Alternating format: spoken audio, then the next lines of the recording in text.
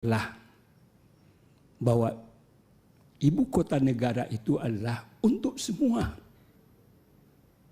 Kita tidak meniru, maaf, Singapura dan lain sebagainya. Jangan masyarakat yang asli yang berada di situ dimarginalkan. Sebab bagaimanapun sampai detik ini, pemindah IKN masih terjadi pro dan kontra. Secara legalitas kita di DPR sudah mensahkan. Tapi di ruang luar ini masih dipertanyakan. Tentu kita harus arif dan bijaksana terhadap sesuatu yang sangat sensitif itu. Saya berharap Pak Bambang bersama kawan-kawan fokus kepada apa yang menjadi nilai-nilai luhur kenapa ibu kota negara dipindahkan dari Jakarta ke ibu kota negara Nusantara ini. Tentu banyak nilai-nilai dan saya tidak akan mengungkapkan itu. Terlalu panjang untuk saya ungkapkan. Yang kedua adalah adanya keinginan pemerintah untuk melaksanakan perayaan hari ulang tahun ke-79 di ibu kota negara Nusantara itu. Saya belum ini dibangun, saya mempersepsikan di mana saja bisa melaksanakan hari proklamasi itu. Di sawah pun juga bisa, nggak ada bangunan pun juga nggak ada masalah. Itu pandangan saya ketika itu. Namun saya minta juga kepada Pak Bambang bersama kawan-kawan untuk mempresentasikan sebetulnya kehendak Presiden yang sebenarnya itu ingin adanya hari proklamasi itu dilaksanakan di situ. Bentuk daripada pembangunan itu seperti apa? Jadi ada proyeksi-proyeksi. Tadi saya pertama mengatakan hari merayakan itu dimanapun saja bisa, nggak ada masalah. Ada bangunan, nggak ada bangunan sama saja. Yang penting ada semacam show of force yang kita lakukan bahwa di sini kita pertama melakukan hari ulang tahun kemerdekaan. Tapi saya menangkap dari apa yang disampaikan oleh Pak Jokowi sebagai presiden, beliau punya obsesi. Yang obsesinya itu tentu harus diwejawantahkan oleh Pak Bambang bersama kawan-kawan. Dalam bentuk apa sehingga proyeksi itu dan antara yang diinginkan dengan apa kenyataan nanti itu betul-betul sesuai dengan harapan dan masyarakat dan kepercayaan masyarakat terhadap otorita ini betul-betul bekerja secara profesional. Kemudian tadi sudah disinggung oleh pimpinan Pak Samsur Rizal, model daripada IKN ini, apakah kita memindahkan Jakarta ke IKN? Dan kita juga sudah pernah kunjungan kerja ke Australia dan lain sebagainya, kita tatap, kita perhatikan dan lain sebagainya. Bagaimana ini menjadi ibu kota dunia yang modern yang disampaikan oleh Pak Bambang itu. Saya lihat terkesan bagi saya, ini kesan saya. Otorita ini ada semacam kegamangan terhadap kesepian daripada ibu kota negara sehingga dibuatlah berbagai program-program yang pada intinya padahal kita menginginkan ibu kota negara itu adalah ibu kota negara, apakah seperti Putrajaya dan Sydney yang disampaikan yang di Australia dan sebagainya itu. Harusnya kita kan harus konsisten. Jadi kita tidak perlu apa yang dikatakan di Cina tadi dari 300.000 17 juta, apakah itu yang menjadi model? Menurut saya bukan ke sana. Saya tidak bangga terhadap terjadinya arus urbanisasi dengan adanya pembangunan ibu kota negara, berpindahlah penduduk dari satu penduduk ke penduduk yang lain, akhirnya jumlahnya melebihi Jakarta. Padahal nilai-nilai luhur daripada perpindahan ini dalam rangka karena banyaknya masalah-masalah Jakarta dengan berbagai problematikanya untuk kita tinggalkan sehingga ibu kota negara ini betul-betul seperti ibu kota negara yang modern yang kata Pak Bambang yang sering. Saya sudah sangat sering ke sana. Jadi kebetulan ketika sebelum dibangun kita dengan helikopter melihat dari Yano belum ada sentuhan apapun daripada pembangunan. Oleh karena itu, ini ambivalensi ini perlu ketegasan dari Pak Bambang untuk menegaskan, tadi dikatakan masalah Cina dan lain sebagainya. Kemudian adalah di halaman 12, Pak Bambang menyatakan ada P1, P2, P3, dan P4. Yang ingin saya pertanyakan dan saya dalami terhadap P3 dan P4 ini adalah pemindahan. Kita memang mempertanyakan, memperdebatkan tentang istilah otorita ketika di Pansus. Nusantara itu hadir setelah last minute yang disampaikan oleh, karena ketika itu titik dalam kurung. Sekarang proses yang akan dilakukan itu adalah pemindahan, Pak Bambang. Yang dipindahkan itu bukan barang.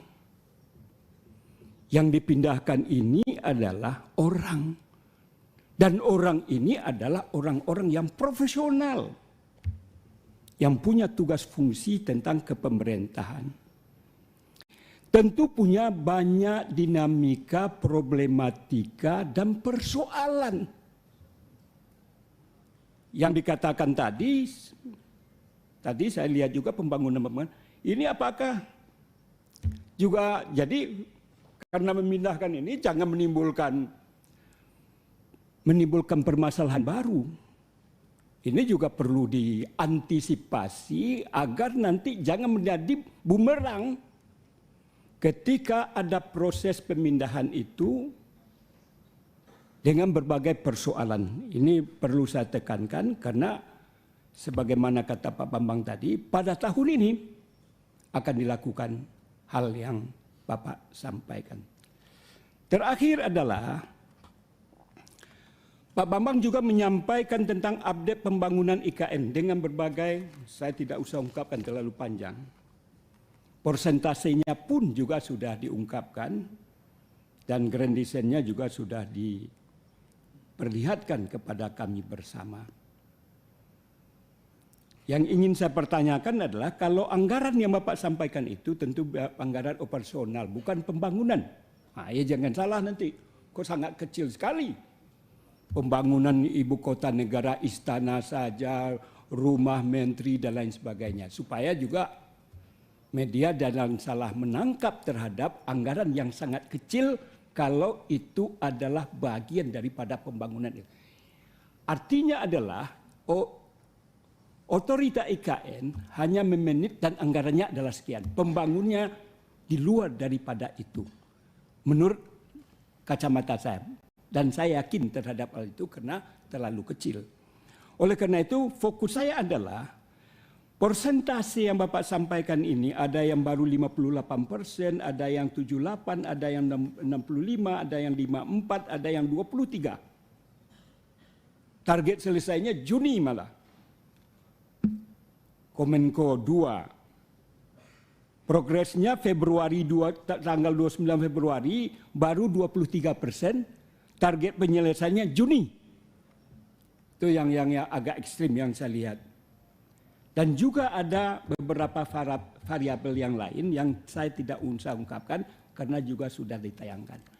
Bagaimana tentang hal ini? Kalaupun terjadi pergeseran, misalkan target yang ingin disampaikan, yang ingin diwujudkan itu, kalaupun bergeser, bagaimana? Sebab bagaimanapun tentu akan berdampak pula kepada proses pemindahan aparatur sipil negara yang mana tentu ini juga sudah punya progres juga yang dilakukan oleh pihak pemerintah berkaitan tentang bagaimana sukses pemindahan ini dan ini tentu akan menimbulkan masalah juga kalau ini tidak dimanage sedemikian rupa, sebab pintu masuknya tentu otorita yang mempersiapkan semua itu. Barangkali demikian. Terima kasih. Assalamualaikum warahmatullahi wabarakatuh. Assalamualaikum warahmatullahi wabarakatuh. Terima kasih Pak Gaus, Pak Wahyu. Terima kasih Ketua. Selamat siang semua kawan-kawan pertemuan pertama setelah pemilu. Yang terhormat Pak Bambang, ya tadi kita sudah bicara Pak ya. Saya ada 3 hal yang ingin saya sampaikan. Yang pertama itu Pak terkait pemeliharaan. Orang Indonesia ini Pak hobi membangun tapi seringkali lupa memelihara. Jadi tolong dihitung baik-baik karena banyak sekali bekas bangunan, bekas kegiatan PON itu yang tidak terpelihara. Jangan sampai karena jadi begini Ketua, kita nih IKN ini cuman koordinasi aja, membangunnya Menteri PU Ketua. Jadi mereka ini tidak tahu juga bagaimana kondisi barangnya nanti. Jadi diserahkan barang sudah itu baru dipelihara. Jadi tolong diperhatikan juga nanti tentang biaya pemeliharaan seluruh fasilitas yang ada. Kemudian yang kedua, saya mengingatkan Pak bahwasanya ini kota baru. Kota baru ini jangan sampai nanti tata ruangnya jadi semerawut sehingga kita tidak bisa mengatur alur transportasi publik sehingga terjadi lagi kemacetan. Memang untuk jangka panjang. Kemudian yang terakhir, saya lihat tadi kan ada 112 Pak ya bangunan yang akan dikerjakan segera ya. Kita memahami bahwasanya banyak prioritas yang dibutuhkan, baik kantor kementerian dan sarana-sarana pendukung yang lainnya. Karena itulah saya secara pribadi mengusulkan kalau bisa gedung DPR itu yang terakhir sekali saja Ketua pembangunannya, karena kan kita melihat bahwasanya prioritas yang dibutuhkan oleh pemerintah untuk membangun ibu kota negara itu sedemikian masif, sedemikian besar. Jadi kita harus mengalah memberikan skala prioritas terlebih dahulu kepada pemerintah. Jadi mungkin setelah seluruhnya selesai, ya barulah kitalah yang terakhir. Kalau perlu yang paling pojok dan paling kecil pun tidak masalah, tetapi terakhir sekali saja Ketua, itu saja. Terima kasih Ketua. Memang beberapa periode lagi Pak di DPR. Terima kasih Pak Wahyu. Pak Cornelis. Terima kasih Pak Ketua. Yang terhormat Pak Ketua dan Wakil Ketua, rekan-rekan anggota Dewan yang kami hormati, kami muliakan dan kami banggakan. Yang terhormat Kepala Otorita IKN beserta seluruh jajarannya.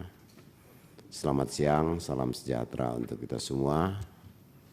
Pada saudara-saudaraku yang melaksanakan ibadah puasa, selamat melaksanakan ibadah puasa.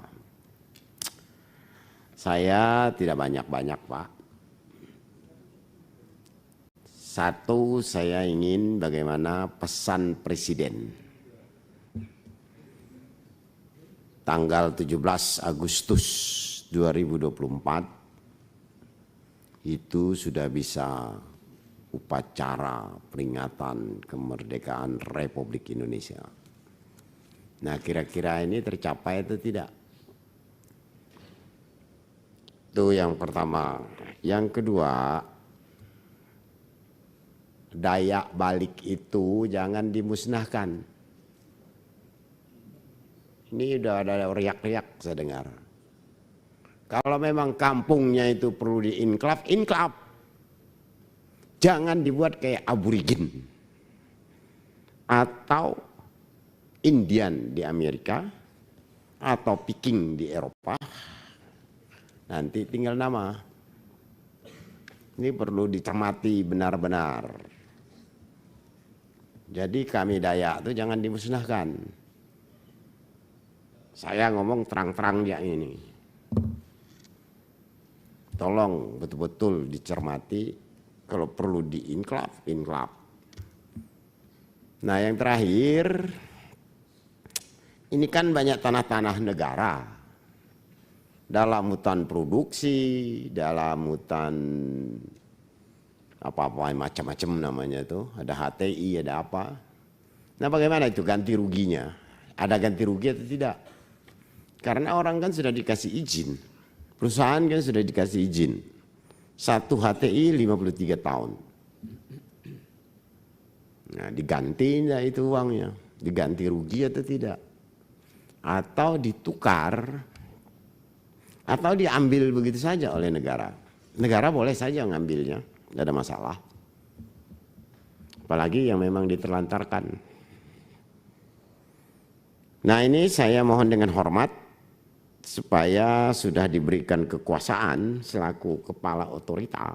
Otorita itu kan otoritasnya itu sudah diberikan kewenangan, tugas dan tanggung jawab secara khusus dan bertanggung jawab kepada presiden.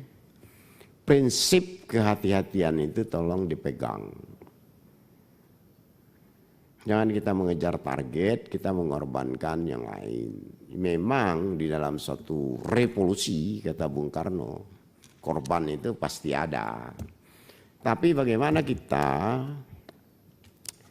memperkecil risiko sehingga target presiden itu bisa terwujud. Jadi semua bisa enjoy. Jangan pemerintah saja yang enjoy sementara rakyatnya setengah mati. Nah, ini saja yang bisa saya sampaikan dan saya rasa tidak berlebihan. Wajar-wajar sajalah kalau kami ini orang minoritas, orang primitif, orang yang tertindas, khawatir. Jadi negara harus memberikan perlindungan. Terima kasih. Terima kasih Pak Kornelis, nggak nyampe 5 menit. Saya minta persetujuan kita perpanjang sampai jam 13.00. Saya ingatkan 5 menit, masih banyak. Pak Endro, silakan.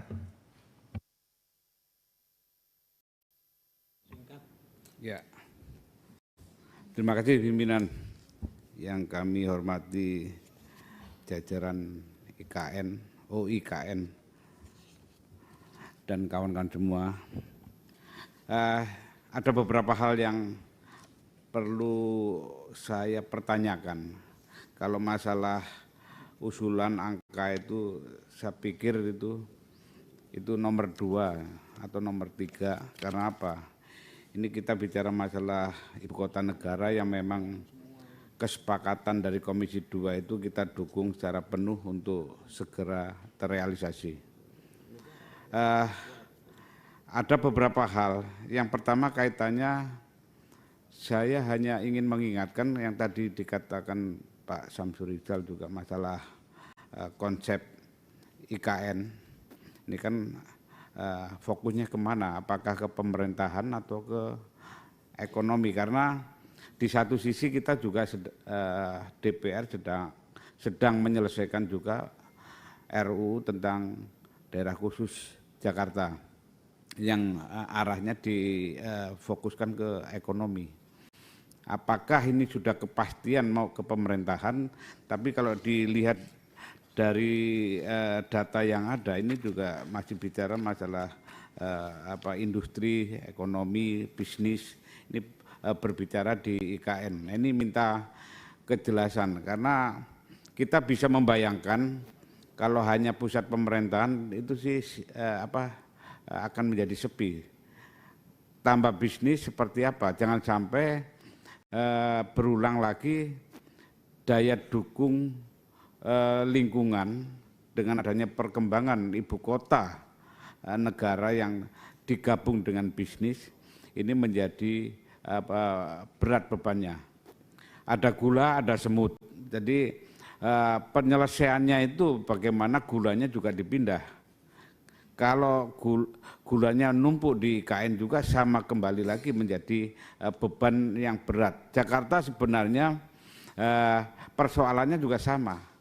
Kalau gulanya dipindah, itu juga akan menjadi tertata kembali. Ini kan penyelesaian yang bukan dari akarnya. Kalau dari akarnya kenapa menjadi daya dukungnya menjadi terlampaui? Ini satu. Yang kedua, yang ingin saya tanyakan kaitannya dengan kesiapan dari infrastruktur yang ada.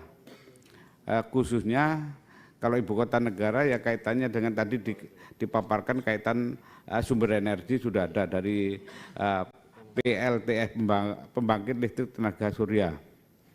Terus infrastruktur IT-nya seperti apa perkembangannya? Karena kalau kita lihat data ini dari progres yang ada untuk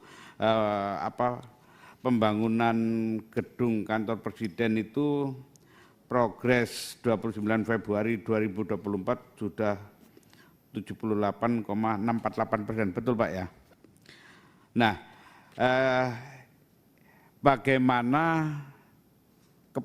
kepala otorita beserta jajarannya ini mempercepat pembangunannya.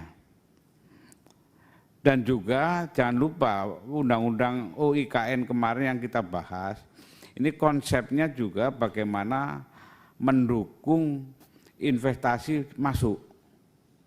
Jadi bukan mengandalkan pada anggaran pemerintah saja, tapi juga dari investasi. Nah saran saya ini kan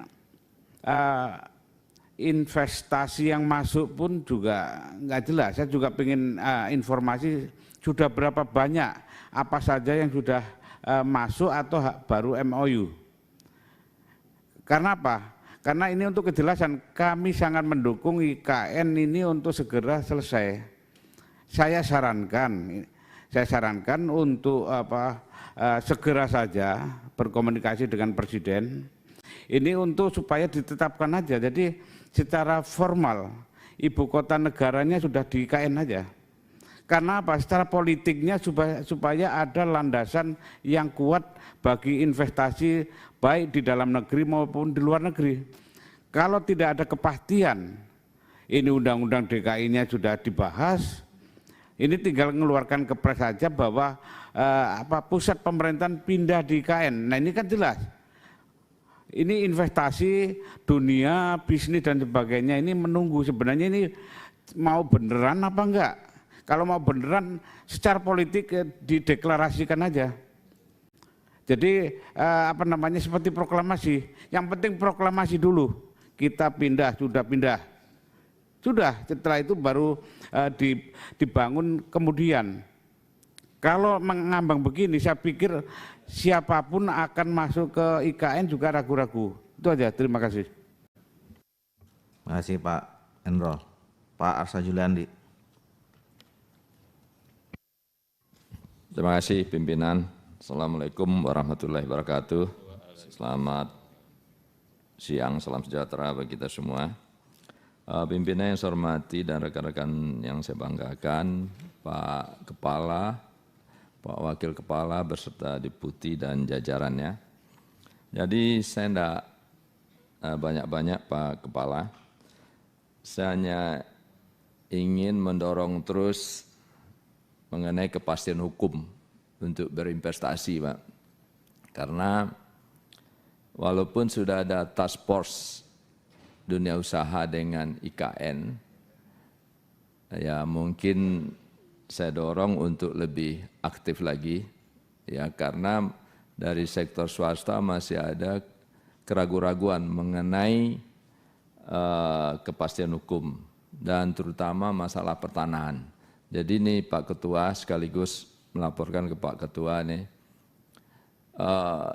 ini ada keterkaitan antara IKN dengan Kementerian ATR BPN Pak ya, tentang kepastian hukum mengenai kepemilikan lahan. Jadi ini memang salah satu yang dianggap kurang respon dari dunia usaha. Jadi mengenai kepastian hukum. Dan sesuai dengan tugas dari IKN ini adalah menjaga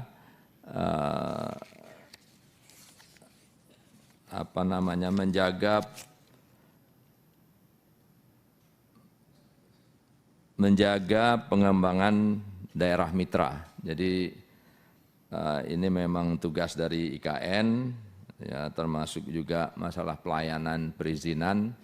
Nah, ini juga Pak Bambang seharusnya juga bercerita Pak di sini Pak, kendala-kendala yang Bapak hadapi, karena kebetulan Kementerian ATR BPN itu mitra Komisi 2 Pak. Jadi lebih enak Bapak menyampaikan di sini, karena kami juga perlu tahu itu Pak. Nah, jadi itu Pak Bambang. Dan juga mengenai sosialisasi Pak, ini kan pengusaha-pengusaha daerah ini kan masih ingin juga mendapatkan informasi Pak, bagaimana bisa ikut serta dalam pengembangan ekonomi di IKN, karena selain IKN ini merupakan tujuannya untuk mindset baru, tapi juga untuk pertumbuhan ekonomi. Nah, dan pertumbuhan ekonomi ini kan bukan hanya yang besar-besar Pak, yang ikut serta, tapi yang menengah ke bawah perlu juga diberi kesempatan. Nah, tentu melalui informasi-informasi yang seperti melalui task force dengan dunia usaha tadi, itu perlu di frekuensinya ditingkatkan Pak. Jadi mungkin itu Pak Bambang. Terima kasih. Wassalamualaikum warahmatullahi wabarakatuh. Assalamualaikum warahmatullahi wabarakatuh. Pak Riswantoni. Bagaimana?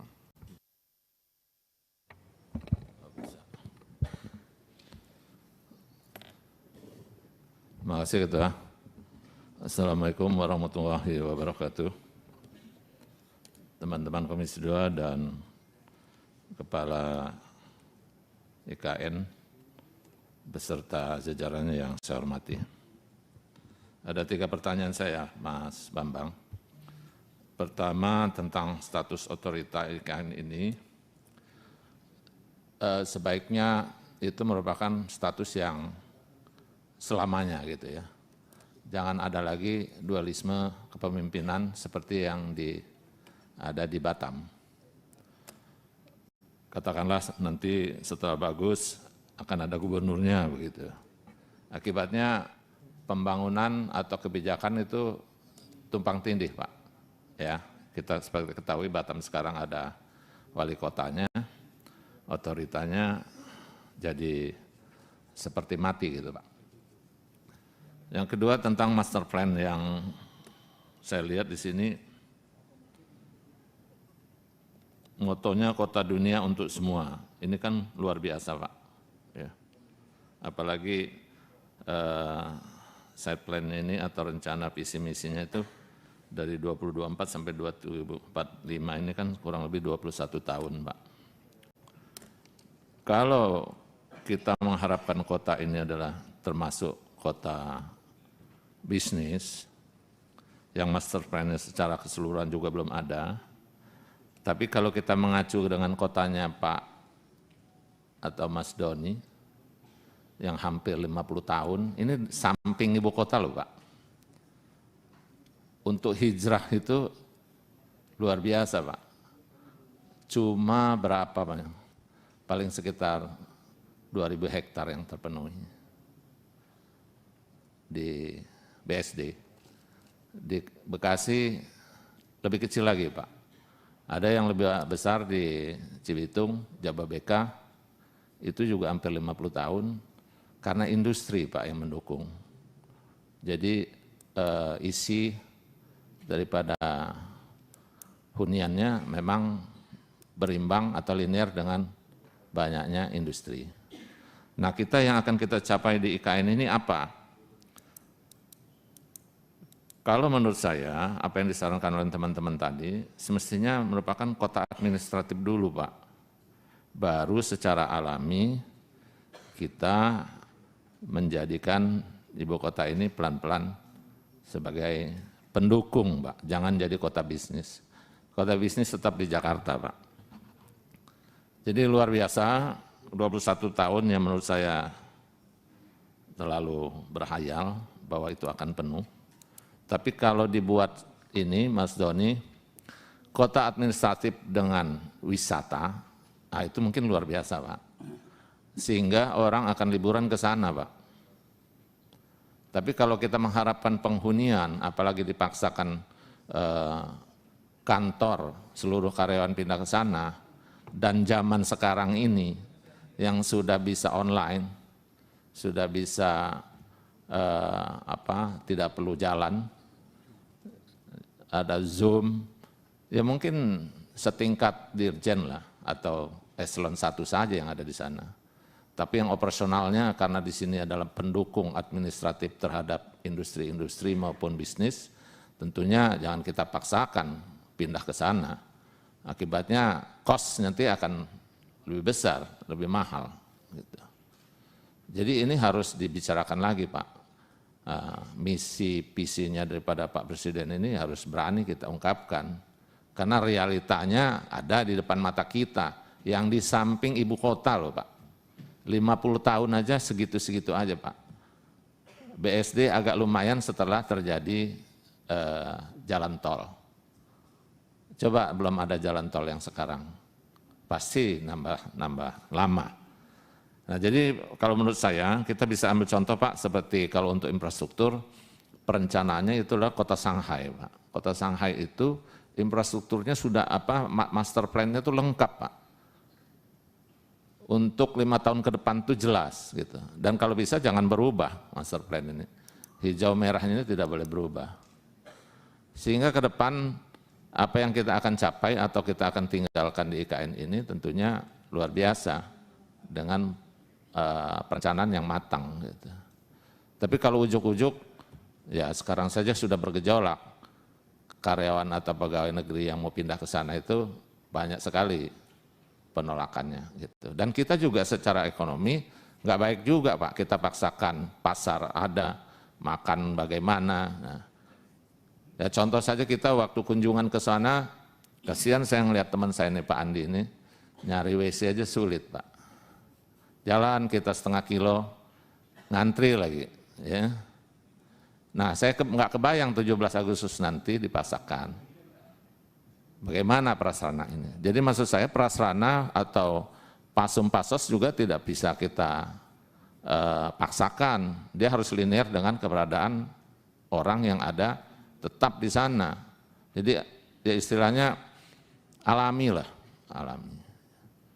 Jadi jangan ujuk-ujuk kita timbul banyak, akhirnya orang buat catering banyak, nggak taunya besoknya orangnya nggak ada. Ya. Karena kita melihat contoh kota-kota atau katakanlah di daerah, ibu kota atau pemekaran kabupaten atau provinsi yang baru, itu kosong melompong, Pak, kotanya. Jarang ada yang sukses, kecuali mungkin di Jawa ya. Tapi kalau kabupaten baru, nggak ada itu, kotanya cuma ada Senin sampai Jumat saja, Pak. Tapi kalau karyawan itu jadi karyawan PJKA, jadi pulang pulang Jumat kehadiran Ahad, gitu kan. Jadi kosong, Pak. Nah, ekonomi nggak jalan. Nah, bagaimana kita mau IKN ke depan ini? Ini harus hati-hati, Pak. Kita jangan paksakan. Luar biasa, apalagi secara infrastruktur kita lihat luar biasa alamnya ya. Tentunya di sini adalah berbiaya tinggi, Pak. Tentunya teman-teman swasta juga akan mikir-mikir juga dengan biaya tinggi yang ada sekarang. Gitu. Tapi kalau kita sekali lagi kita jalankan dengan kota administratif dan wisata, mungkin luar biasa, Pak. Jadi kita bisa bentuk wisata-wisata yang indah di sana. Yang terakhir adalah masalah pertanahan, Pak. Masalah pertanahan ini sebenarnya tanggung jawabnya siapa? IKN atau BPN? Karena saya mendengar ada lebih dari 2.000 persil yang belum selesai persoalannya. Ya, baik itu persoalan dengan penduduk setempat maupun dengan persoalan yang kemarin itu yang masuk di dalam lingkaran otorita maupun yang sudah dicoret yang kemarin kita bicarakan itu. Saya rasa itu saja, terima kasih. Wassalamualaikum warahmatullahi wabarakatuh.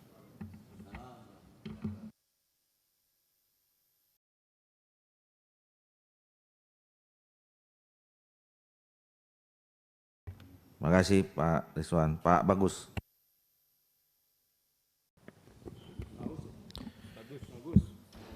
Terima kasih pimpinan.